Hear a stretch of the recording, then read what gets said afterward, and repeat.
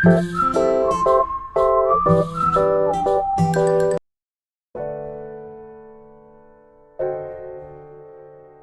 the next diverse read that I read was another like kind of like a young reader's novel. It's called Minnie Kim and the Yummy Seaweed Business. Just talked about a little Korean American girl who kind of walks into class and realizes that she looks completely different from everybody in the room, and what she eats is completely different from what everybody eats, and she is being taunted about it until somebody actually tries her seaweed snack and realizes that it's actually delicious. So she decides to sell her seaweed snacks so that she can make some money on the side, and she ends up getting in trouble for it because, you know, she's starting an underground snack business at school. I really enjoy this one, but the problem is that I listened to the audiobook of this one and I listened it to 3 times the speed. So everything was kind of fast forwarded a bit, and I didn't really connect with the characters as much as I did if I were to actually read the physical book. So at one point I'm going to go back and reread it, but this one I gave a 3 out of 5 stars. And if you guys are looking for more diverse reads for your family to read, then I definitely recommend you to read this series by Lila Lee. So the next few books that I'm going to talk about is actually for the Asian readathon that I forced myself to do. There was an Asian readathon in May, but I didn't participate in it, so I did a quick one in June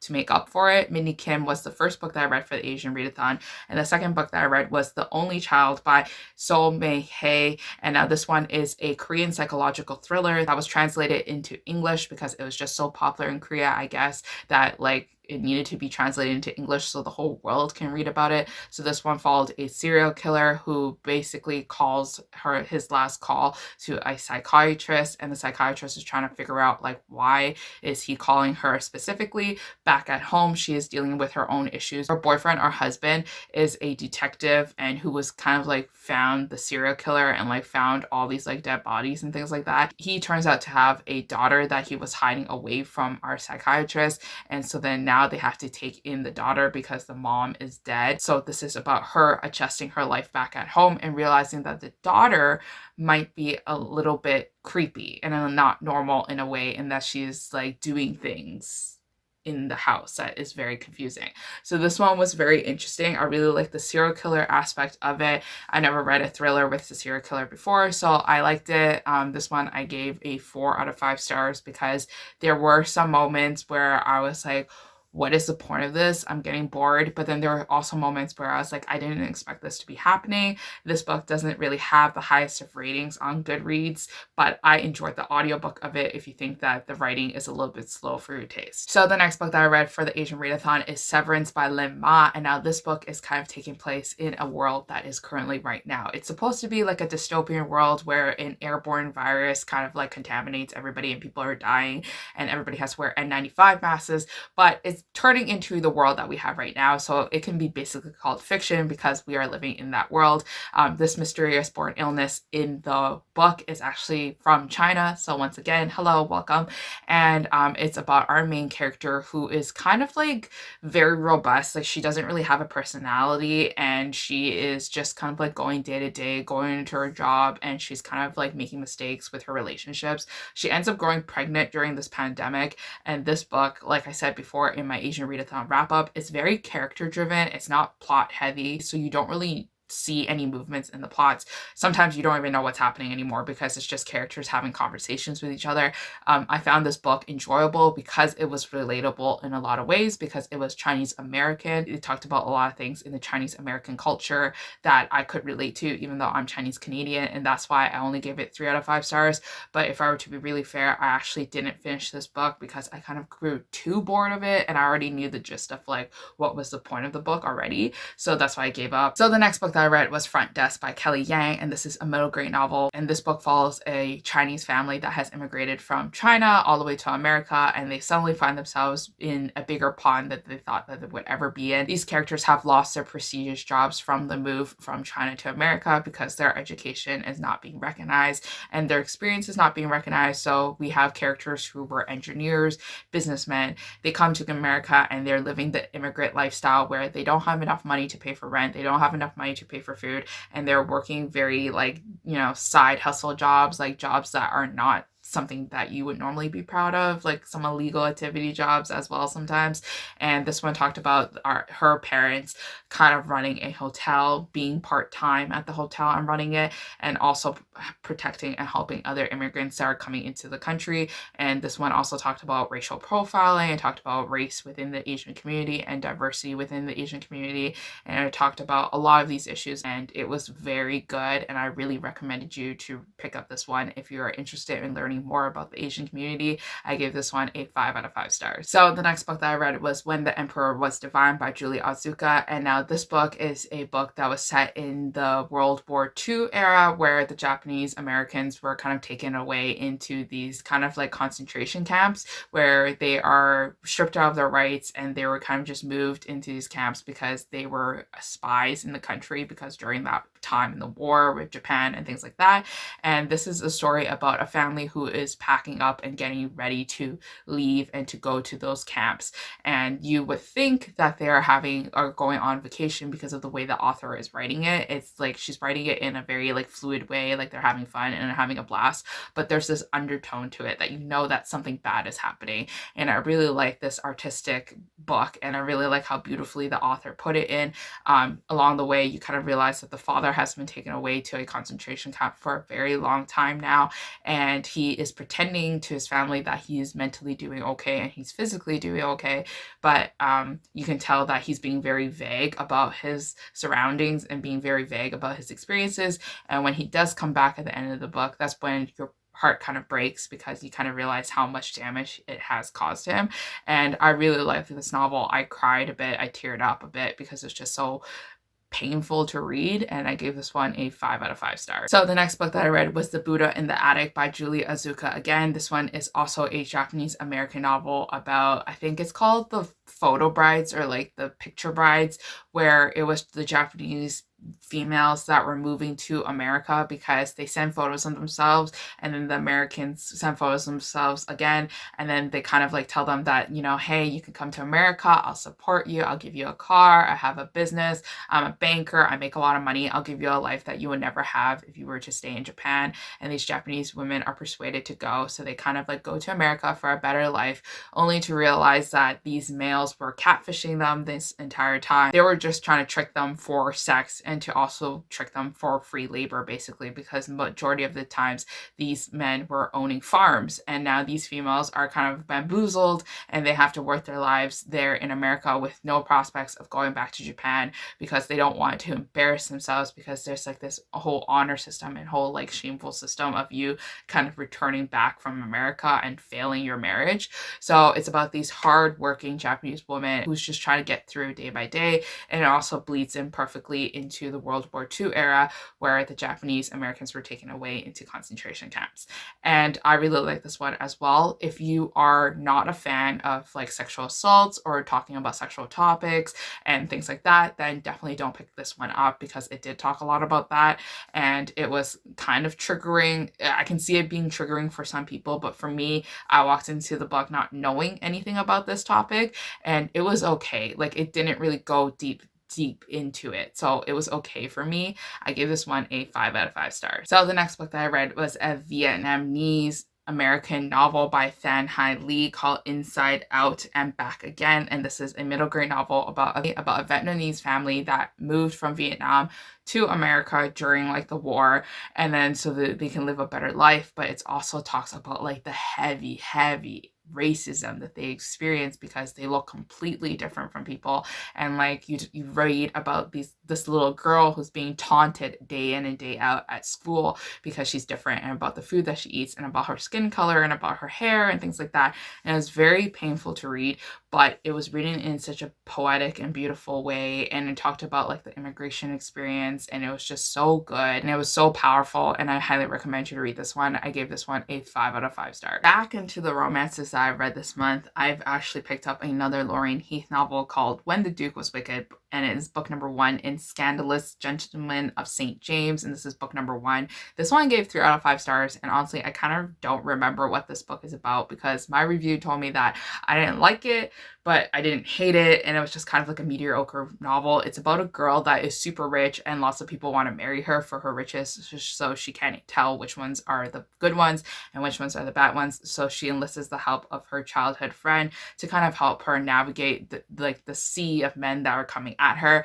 And her childhood friend is actually widowed, and he recently lost like the love of his life, or like his wife, and he is completely not ready to be in a relationship ever again. So this is about them falling in love, and it's about them discovering love together, I guess. And this one was just mediocre at best because I can't remember it, so I gave it 3 out of 5. So the next novel that I read was Texas Destiny by Lorraine Heath, and now lots of people have recommended me to read a Western novel by Lorraine Heath. So this one I tried to read the trilogy for a video called like Romance Reader Tries Western Romances, because if you guys don't know this, I actually don't like cowboy romances. I don't like Western novels, and it's just whatever. To me, this one is book number 1 in Texas trilogy novel. I gave this one a 2 out of 5 stars, and I don't think I would plan to go back to read book number 2 and book number 3. I was just so bored. Halfway through, these two characters were traveling across the desert for like a very long period of time, and they were talking about wagons and horses, and I was just like, I don't care. So I don't think like it would be good for me to even try to like attempt this Western series, because in the end, I'll just end up hurting a lot of people's feelings. So the next book that I read was Once More, My Darling Rogue, and this is book number 2 in Scandalous Gentlemen of St. James series by Lorraine Heath, and this one is my favorite Lorraine Heath novel thus far, as like all the Lorraine Heath novels I read this month. This one, I described it as this very bratty and like fabulous girl, basically Sharpay from High School Musical, and she looks down upon anybody that is not richer than her and that is not more of a noble status than her. So when she meets our main male hero, who comes from a shady background, she kind of like, you know, doesn't give him the time of day and insults him right to his face. And he's angered by this because he thinks that she is just a little princess and that she is just spoiled all the time. So what happens when she falls into a lake, loses her memories, and it's him that has to take care of her, and he kind of tells her that, hey, you know what, you're not a lady, you're actually my maid. Kind of like this trickery between them, where it was kind of very funny to read because you can see her struggling with like daily chores and him trying to convince her that this is the stuff you've been doing your whole entire life. And I really enjoyed it. I gave this one a 5 out of 5 stars because of how funny and charming it was, but also how emotional it was towards the end. So the next book that I read from Lorraine Heath is the last book in the series, and it's called The Duke and the Lady in Red. Now this is about a girl who is willing to give up her body and her like dignity and her like virginity to this man for money, and all she has to do is to spend a week in bed with him. But the rule is that he's not allowed to ask her why she's giving up everything for money, and this is like kind of like the secret and scandal of it. My review on Goodreads says real rating 3.5 stars, and it's like this one was better than the first one because the first one I didn't really like, but this one also wasn't the best because I gave it 3 out of 5 stars. This one I gave 3 out of 5 stars because I remember it being a little bit slow and it dragged a lot, and I didn't really see like where it was going, and you could already tell that they were in love, but they were just being very slow with each other on admitting it. So the next historical romance novel that I read was Lord Holt Takes a Bride, which is the book number 1 in the Mating Habits of Scoundrels series by Vivienne Lorette, and now this is my first Vivienne Lorette novel. I picked this book up when it first released because of the cover. It's completely gorgeous, and I thought that the plot line was very fun. This one talks about 3 girls who are being told that they have to marry off into like, you know, the nobility life, and they have no idea like what it's like to be like the wife of the nobleman, because like these men are told that they're scoundrels. So they decide to actually kidnap a nobleman and to ask him all these questions, and the person that they kidnap just so happens to be our hero. And the main female character wants nothing to do with this kidnapping because she's about to get married herself. But when she realizes that her fiance is cheating on her, she runs away from the wedding and runs right into the carriage of the man that they kidnapped, because like they let him go and he was just kind of like waiting in the car ready to kidnap this girl anyways so that he can get the riches from her. And then so she just kind of fell into his arms. They kind of go on this like road trip together because they realize that they have enemies chasing them. And it was a very fun and flirty novel. It didn't really hold much substance to it except for fun times, not like sex times, but like fun times. Like they were just having fun, and it was okay. I didn't really like it. I didn't really hate it. I gave this one a 3 out of 5 stars. So the next book that I read was book number 4 in Scandalous Gentlemen of St. James series, which is called An Affair with a Notorious Heiress by Lorraine Heath. And now this one, I compared this one to The Viscount Who Loves Me by Julia Quinn, which is about a male who wants to marry the younger sibling of the main female character, which is a story about a male who wants to marry the younger sister of the main female character, but unknowingly falls in love with the main female character, which is like the older sister, if you get my drift. And so this one is about this man who's courting this very younger girl, and then the older sister stepping in the way and preventing this courting, and then she ends up falling in love with him, and this is kind of like their love story. And because it was so similar to Julia Quinn's novel, that I just didn't care. It followed the same formula as well, so I gave this one a 3 out of 5 stars. So this month I didn't really read that many contemporary romance novels, but out of the few contemporary romance novels that I've read Baking Me Crazy by Carla Sorensen. I gave this one 3 out of 5 stars. This one was recommended to me by Brie Lauren, which is In Love with Words, here on BookTube, and this one has a disability rep in it. Our main female character is actually bound to a wheelchair because of an illness that kind of like stopped her from having the mobility of her legs. And this one is a best friends to lovers romance where they're best friends, and she is dating other guys, and he is kind of like shell-shocked that she is dating other guys because he's in love with her. And this is about him kind of courting her and to making sure that she knows that she is loved by him. This one was okay. It was okay. I just didn't really like it that much. I didn't really feel the love and connection as I was expecting, and it was just a little, I don't really like friends to lovers romances as I come to think about it, because they're just so deep in the friend zone that I'm just like, how do you escape? I don't get it. So I gave this one a 3 out of 5 stars. So the next book that I read was The Accidental Beauty Queen by Terry Wilson. This one talks about twin characters that looked identical, except for one is supposed to be very beautiful because she takes care of her body and she puts on makeup and her skin just glows because she takes care of herself. Then the other one, who looks exactly like her, looks like a shabbier version of the identical twin because she doesn't take care of herself. She likes quirky things. She likes Harry Potter. She likes going to Comic-Con. She just likes books, and she's a librarian, so she's always selling herself short, and people think of her as something less than the girl who puts herself together and goes to pageants. And this is the story of these two twins traveling together, and this is the story of these two twins going to a pageant, and then our beautiful sister falls sick, and then our shabbier sister has to dress up like her and pretend to be her during the pageant, and also her carrying a fake identity and falling in love with one of the judges in the end. And now this book was really fun. I really enjoyed it. I loved how flirty and fun it was. It was just so lighthearted, and it was exactly something that I needed. The only problems I had was that our shabbier sister always blamed her for always caring about her skin and her beauty regimen and about how materialistic things are, but she knew that the only reason why she was doing that was because of deeper issues of her missing their late mother who passed away and who couldn't win the pageant. And then our beautiful sister, who was always judging our shabbier sister for how she put herself together. It was a lot of judgment, and it was hard to justify sometimes, and I felt that they were just both being very unfair with each other at some points. So that's why this one I only gave a 4 out of 5 stars. So the next book that I read was actually an adult thriller novel called The Passenger by Lisa Lutz. And now this one talks about a girl who is basically on the run. She's always on the run. Her husband actually dies in chapter 1, and then she immediately changes everything and she goes on a run. And there's a reason why she's going on a run, but we don't know. That's the story of this book.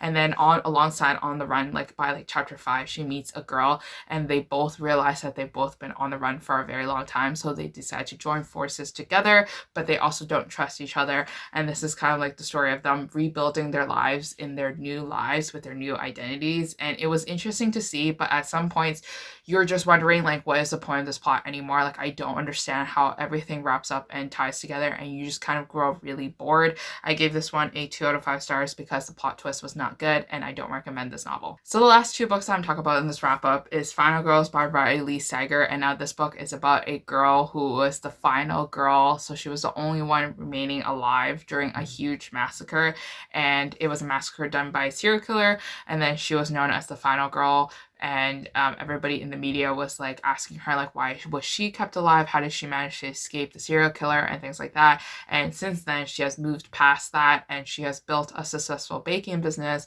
has been in multiple relationships, and has secured into a very long-term relationship with this one guy. And then it's only until news comes out that the other final girls are being slowly murdered is that she starts to realize that history is repeating itself and she might be in greater danger than she expected. And this one, I thought it was going to be really good because I heard a lot of good things about Riley's books, but unfortunately I did not like this one. I gave this one a 3 out of 5 stars. The plot twist was mediocre at best. I didn't like it. It had huge potential because it had a great setup, but I kind of already guessed who did it by chapter 1. So that's that. So the last book that I want to talk about is a weird book that I picked up. It's called A Monk's Guide to Clean House and Mind. And this one is just like a self-help book that I found at the library, and I just wanted to read it because I wanted to clean up my room. It was very patronizing, and the things that they told me to do was like things that I would never be able to do. And I just didn't really like it. Like, it was just weird. I gave this one 2 out of 5 stars. It was not helpful. I think a Marie Kondo would have done it better. So I probably should just read Marie Kondo and call it a day. I do have a lot of other novels that I haven't talked about in this video. So it doesn't really quite make it up to 42 books or 41 books that I read this month. Mostly because I'm saving these reviews for other future videos that I have planned once I get down to filming it. But because this wrap up is already very long anyways, I'm just going to end it here. But hopefully you guys enjoyed this wrap up and you guys have some more insight on the books I've read and some more recommendations to add to your TBR. But until next time, I'll see you guys again. Bye.